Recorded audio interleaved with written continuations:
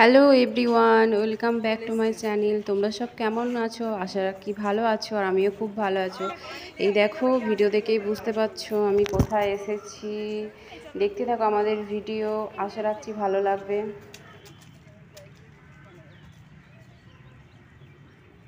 এই রোদ্দুরেও এত ভিড়।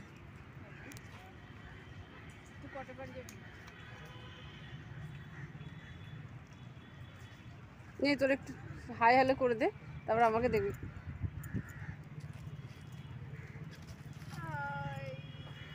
ওয়াও, কি বিউটিফুল লাগছে।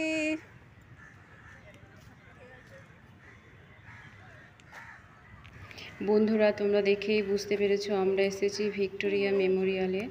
দেখতে পাচ্ছ এখানে এই ভিক্টোরিয়া মেমোরিয়াল শুধু কলকাতার নয়, আমাদের পুরো ভারতবর্ষের একটি ম্যাগনিফিসেন্ট মনুমেন্ট, যেটা ব্রিটিশ আর্কিটেকচারদের বানানো। আজ থেকে প্রায় 100 বছর আগে এটি নির্মিত হয়। গাইস, এখানে তোমরা আমাদের ফেসবুকে আমার ভিডিও পাও। আমি এখানে তুমি আমার ফেসবুকে সরস্বতীর পূজার ভিডিওটা ছেড়েছি। আমি সরে গিয়ে বলো, প্লিজ দেখবে। আর এখানে আমরা পার্টি করতে এসেছি। হ্যাঁ, আর দেখছি এবার একটা ছাড়বো।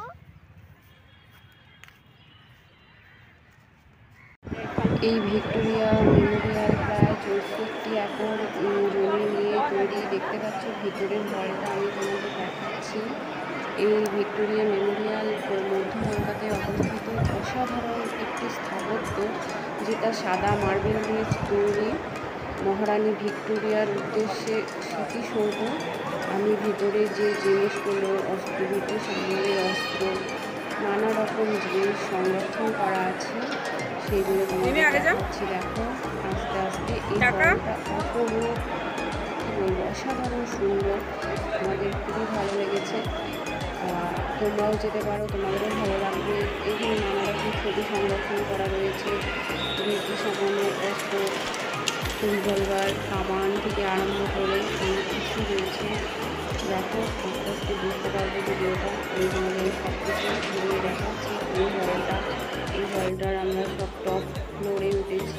এটা একটা ব্রিটিশ আমলের চেয়ার, এই যে ব্রিটিশ আমলের এগুলো অস্ত্র দেখেই বুঝতে পারছো। আর আমার দিদি যেখানে ফ্যানের হাওয়া পাচ্ছে সেখানেই বসে যাচ্ছে। এই যেগুলো অস্ত্রগুলো সব ব্রিটিশ আমলের, সব কিছু রয়েছে, তোমাদের একটু ঘুরিয়ে দেখাচ্ছি। আর এই যে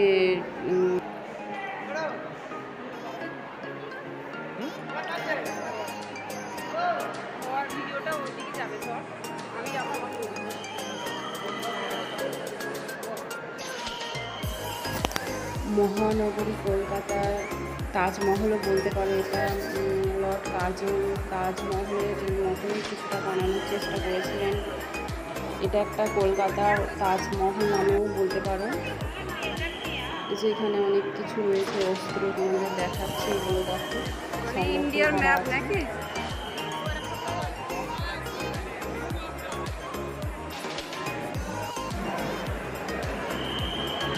Yeah, I feel one more than you.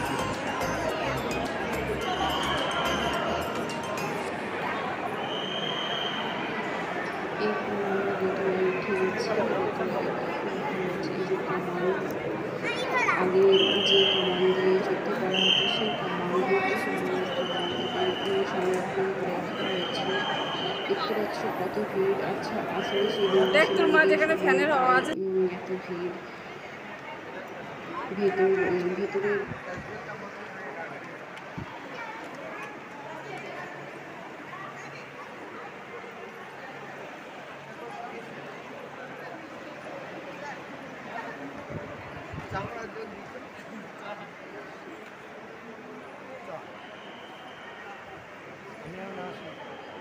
কথাটা কেন বলছিস?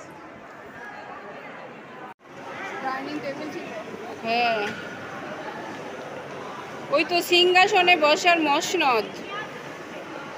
খড়গপুর পাহাড়ি অঞ্চলের কালো স্লেট পাথর নির্মিত।